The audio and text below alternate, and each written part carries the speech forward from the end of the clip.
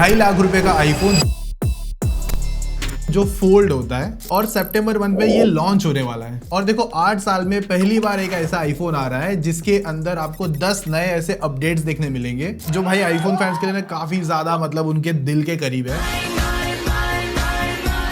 क्योंकि इसके अंदर एक तो टच आईडी वापस आ रहा है, इवन आईफोन की हिस्ट्री की सबसे बड़ी बैटरी इस फोन में होगी और ऊपर से नया 2 नैनोमीटर का चिप जो एकदम पावर एफिशिएंट एंड पावरफुल होगा एप्पल के हिसाब से, और एक ऐसी डिस्प्ले टेक्नोलॉजी जिसके अंदर सैमसंग गूगल तक भी फेल हो रखे हैं। तो ऐसी 10 बड़ी अपडेट्स है इस आईफोन फोल्ड को लेकर या आईफोन अल्ट्रा को लेकर या फिर आईफोन फोल्ड अल्ट्रा को लेकर, और क्या इसके अंदर और ज्यादा इंटरेस्टिंग चीजें हैं और हमको एक्साइट होना भी चाहिए कि नहीं होना चाहिए, वो आज हम फाइंड आउट करने वाले हैं टॉप 10 अपडेट्स के साथ में। और इवन सैमसंग की 7 जनरेशन तक भी ये जो बेस्ट फोल्ड हमको देखने मिल सकता है जो सैमसंग भी नहीं कर पाया है अपने फोल्ड फोन के साथ में। एप्पल को ऐसा क्या लगा कि भाई इतने टाइम बाद में 7 से 8 साल हो चुके हैं मैं कह सकता हूँ कि इनको फोल्ड बनाने की जरूरत क्या पड़ गई कि भाई मतलब ठीक है ना उसके बिना भी तो चल ही रहा था, बट ऐसा क्या जरूरत पड़ गया और वो इतना लेट। मतलब सैमसंग 7 जनरेशन, ओप्पो बना चुका है अपने फोल्डेबल फ्लिपेबल फोन और शाओमी तक बना चुका है, शाओमी छोड़ो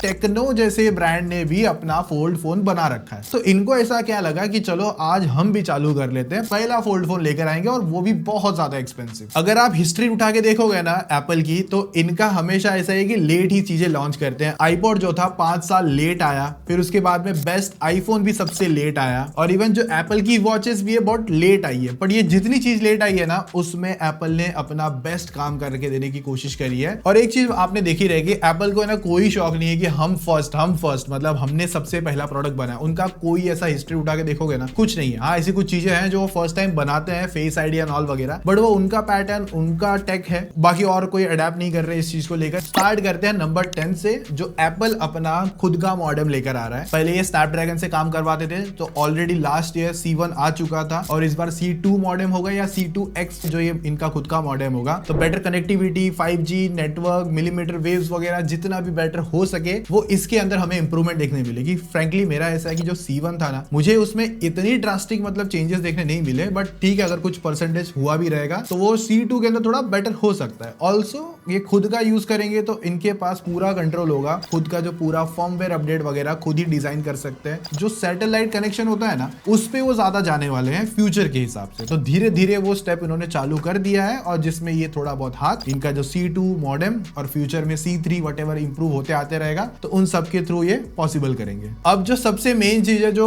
एप्पल बहुत टाइम से यूज कर रहे थे, नंबर 9 अपडेट के साथ में ये अपना टच आईडी वापस ला रहे हैं। अब टच आईडी वापस इसलिए ला रहे हैं क्योंकि इसके अंदर फेस आईडी डालने के लिए जगह नहीं है उतनी, क्योंकि जो पूरा सिस्टम अनलॉक करने के लिए अभी हम लोग एप्पल में फेस आईडी यूज करते हैं तो उसकी जो रिप्लेसमेंट है वो साइड माउंटेड मतलब आपको फिंगरप्रिंट देखने मिलेगा जो मोस्ट ऑफ आपको आईपैड वगैरह में देखने मिलते हैं। अब उसकी वजह से थोड़ा हाँ जब बड़ा डिवाइस होगा तो कनेक्टिविटी थोड़ी सी बेटर होगी फिंगर के हिसाब से, तो फिर कैसे कर पाओगे वापस अंदर फेस आईडी डालेंगे तो दो फेस आईडी तो डालना बहुत ही मुश्किल चांस है। तो उस चीज से बचने के लिए फेस आईडी को टाटा बाय बाय, और जो इनका टच बटन होगा ना मतलब पावर बटन होगा वही उनका टच आईडी होगा। और अगर आप देखोगे ना बाकी फोल्ड फोन में जैसे कि गूगल के हो गए या फिर ओप्पो के हो गए या फिर सैमसंग के हो गए इनके अंदर भी आपको टच आईडी मिलता है। तो नंबर 8 अपडेट जो है वो है न्यू AI और even new camera control AI button. अब मैं समझाता हूँ क्यों, क्योंकि अगर आपने देखा रहेगा आईफोन 16 के टाइम पे एक नया बटन इंट्रोड्यूस हुआ था जो कि साइड में था कैप्चर बटन, या उसे कैमरा वगैरह कंट्रोल कर सकते थे, उसके अंदर अपर्चर वगैरह बहुत सारी चीजों का कस्टमाइजेशन था। बहुत लोगों ने लेकिन उसे ज्यादा यूज नहीं किया, उनको ऐसा लग रहा कि चलो ठीक है कोई बात नहीं इसको हम बंद ही रखते हैं। फ्रैंकली मेरा भी कैमरा ओपन एंड क्लोज करने के काम आता है, तो यहाँ पर वो एक ऑप्शन तो रहेगा कैमरा ओपन वगैरह करने को लेकर, बट उस बटन या उस कैप्चर बटन को कन्वर्ट कर रहे हैं ये लोग AI बटन में, बेसिकली डेडिकेटेड AI के लिए। उससे आप होल्ड करके डबल प्रेस करके वो तो आने वाला टाइम पे पता चलेगा, तो उससे जो भी टास्क वगैरह करवाना है वो एकदम थोड़ा सा सिंप्लीफाई हो जाएगा और उस बटन का एक प्रैक्टिकल यूज भी बन जाएगा। अभी नंबर 7 का अपडेट है, स्पीकर रीडिजाइन हो रहा है, जो प्लेसमेंट है उसको चेंज कर रहे हैं और जिस तरीके का प्लेसमेंट यहाँ पर देखने मिलेगा ना तो उस पर थोड़ा सा सराउंडिंग एक्सपीरियंस हमको निकल कर आए तो वो थोड़ा सा रहेगा यहाँ पर। तो नंबर 6 के अपडेट में अभी तक की एप्पल के हिसाब से सबसे बड़ी बैटरी मिलेगी और अभी तक की जो सबसे बड़ी बैटरी आ रही है वो आईफोन 17 प्रो मैक्स में आती है, पर इस फोल्ड के अंदर ये क्या करने वाले हैं, 4 बैटरी डालेंगे। मतलब एक साइड में 2 बैटरी को डिवाइड किया और एक साइड में 2 बैटरी को डिवाइड किया, तो 4 सेल टाइप का यहाँ पर हमको पार्टीशन मिलेगा और उसकी वजह से 5400 mAh से लेके 5600 mAh तक की बैटरी आ सकती है इस फोल्ड के अंदर। रीजन भी है डालने का, क्योंकि एक तो पहली स्क्रीन होगी, चलो वहां पे ठीक है, वहां पे तो 4 बैटरी मतलब बहुत ही ज्यादा हो जाएगी उसके लिए। लेकिन अगर आप जब फोन ओपन करके यूज करोगे तब तो डिस्प्ले बड़ा हो गया, तब तो यूजर एक्सपीरियंस भी ज्यादा चाहिए, ज्यादा अच्छा खासा बैटरी बैकअप होगा, तो उसके लिए बड़ी बैटरी भी लाना जरूरी था। और ये लोग जो फोन डिजाइन कर रहे हैं ना, मतलब इस तरीके का हो कि जब आप ओपन भी करो तो भी वो प्रैक्टिकल लगे और जब क्लोज हो तभी भी प्रैक्टिकल बना रहे हैं। तो इसकी वजह से जो बैटरी बैकअप है, और क्योंकि ये सिलिकॉन बैटरी वगैरह पे तो नहीं जाने वाले,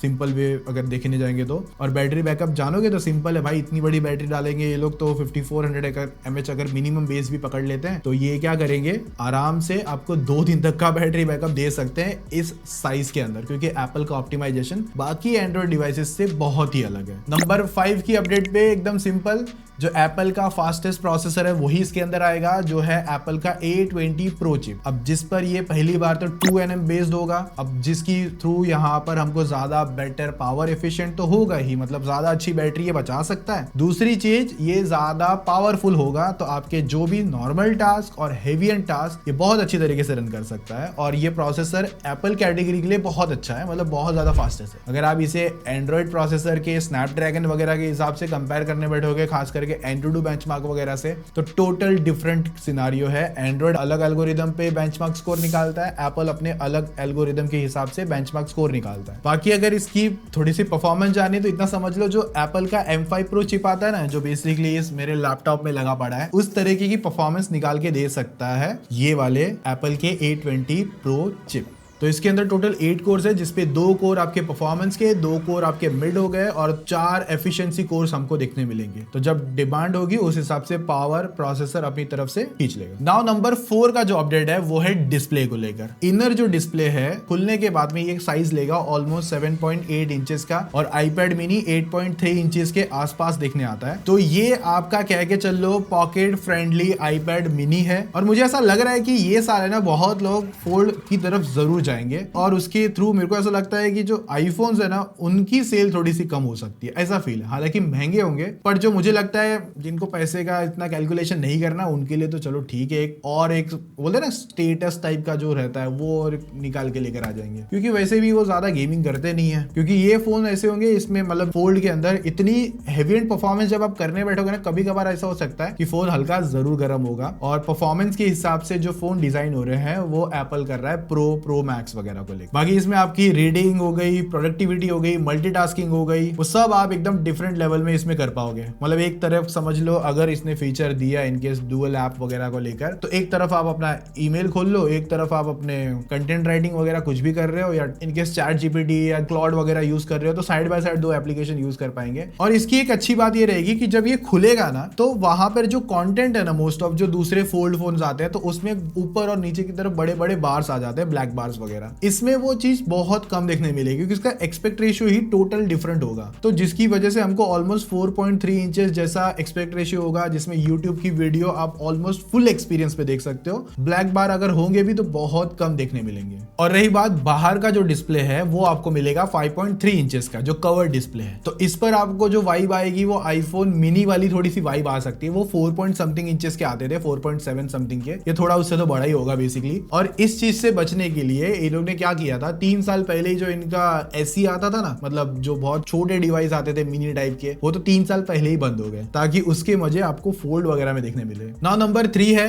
जो एक डिजाइन है और ऑल्सो जो इसकी थिकनेस है। तो यहाँ पर जब ये अनफोल्ड होगा तो समवेयर 4.7 से 5.5 mm पतला फोन होगा, और जब ये फोल्ड होगा मतलब पूरा बंद होगा, तो वहां पर 9 mm से लेके 11 mm तक का कुछ चांसेस है ये इतना निकल कर आ सकता है। तो लाइक अगर आपका आईफोन एयर देखोगे जो कि 5.6 mm पतला फोन आता है, तो उस तरीके का एक्सपेक्ट रेशियो बाहर आएगा। और जो पहले लीक्स आई थी, जो डिजाइन भी आई थी ना, तो बेसिकली इनका दिमाग यही था, एयर जो बनाया था उसको लेके कॉन्सेप्ट भी ये था कि आगे जब हम फ्यूचर में ये बनाएंगे ना अपना फोल्ड वगैरह, तो एक एयर यहां से लगाएंगे, एक एयर यहां से लगाएंगे, तो 2 एयर जो फोन्स है ना वो यहां पर कनेक्ट हो जाएंगे। और अगर आप इस पे सैमसंग से कंपेयर करने जाओगे Z Fold 7 से, तो वो आपको अनफोल्ड होके 4.2 इंचेस समवेयर देखने मिलता है। बाकी सिंपल है। जो नंबर 2 का अपडेट है, जिसमें एक नया iOS अपडेट आएगा, iOS 27, जो स्नो लेपर्ड हमने पूरा डिटेल में कवर भी किया है। ये वाली वीडियो होगी, क्लिक करके आप चेकआउट कर सकते हो, सब पता चल जाएगा वहां पे। अब जो नंबर 1 की अपडेट बहुत ज्यादा खास इसके लिए है कि ये वर्ल्ड फर्स्ट तो नहीं कहूंगा,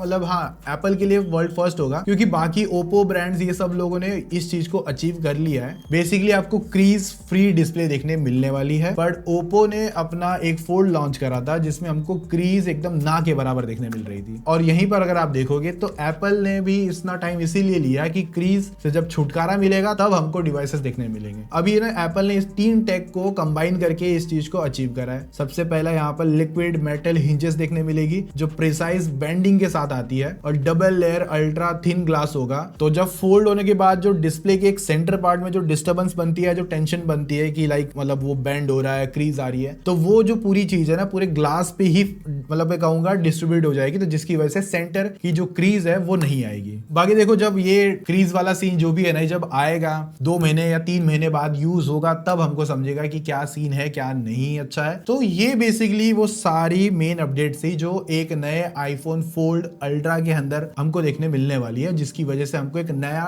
टेक देखने मिलेगा। पर ये टेक बहुत ज्यादा महंगा है भाई, 2.5 लाख रुपया। अब इस 2.5 लाख के लिए बहुत सारे लोग ऑलरेडी मतलब उनको फर्क नहीं पड़ेगा, ठीक है भाई ले हमको एक नया आईफोन चाहिए। अगर एयर बिका था भाई, मतलब जितना भी बिका, बट बिका तो सही, भले उसमें एक कैमरा है, दूसरा कैमरा नहीं आता। और हाँ कैमरा से याद रहा है, इसके अंदर 2 कैमरा होंगे पीछे की तरफ, एक मेन कैमरा होगा और एक अल्ट्रा वाइड हो सकता है, पर अल्ट्रा वाइड थोड़ा सा कम भी लग रहा है क्योंकि यहाँ पर इनका टेलीफोटो देने का चांसेस हो सकता है। बाकी जो मेन कैमरा है उसको सॉफ्टवेयर बेस्ड यहाँ पर इसको अल्ट्रा वाइड या किसी थ्रू कन्वर्ट कर सकते होंगे, पर वो लीक्स है, पूरी कोई फाइनल कंफर्मेशन नहीं थी। मेरा ऐसा मानना है कि टेलीफोटो ज्यादा देने के चांसेस है। अभी मेरे आपसे ना 2 सवाल है। तो सबसे पहला सवाल है कि क्या आप 2.5 लाख रुपए देके एक नया आईफोन फोल्ड अल्ट्रा खरीदने का मन बना रहे हो या सोचोगे भी, भले अपने पास पैसा नहीं हो बट फिर भी 2.5 लाख रुपए डालने का आपका मन है? एक बार जरूर बताना। और जो दूसरा सवाल है वो है इन 10 जो अपडेट्स थी इनमें आपको कौन सी ज्यादा एक्साइटिंग लगी है कि भाई इसे तो मजा ही आ गया। मेरे लिए तो एक ही चीज है, बस फोन फोल्ड होता है, बाकी और चीजों से मुझे मतलब उतना नहीं है, बस फोल्ड होता है, बस वो ही मेरे लिए की फीचर है। और दूसरा सॉफ्टवेयर एक्सपीरियंस जब ओपन होने के बाद कितना अच्छा रहेगा वो। तो 2 चीजों के लिए मैं ज्यादा एक्साइटेड हूँ। आप किसके लिए एक्साइटेड हो कमेंट में जरूर बता देना। बाकी मिलते हैं नेक्स्ट वीडियो में, तब तक ये iOS वाली अपडेट वीडियो जो है 27 की देख लेना ताकि पता चल जाए क्या क्या आने वाला है। बाय, सब्सक्राइब कर लेना।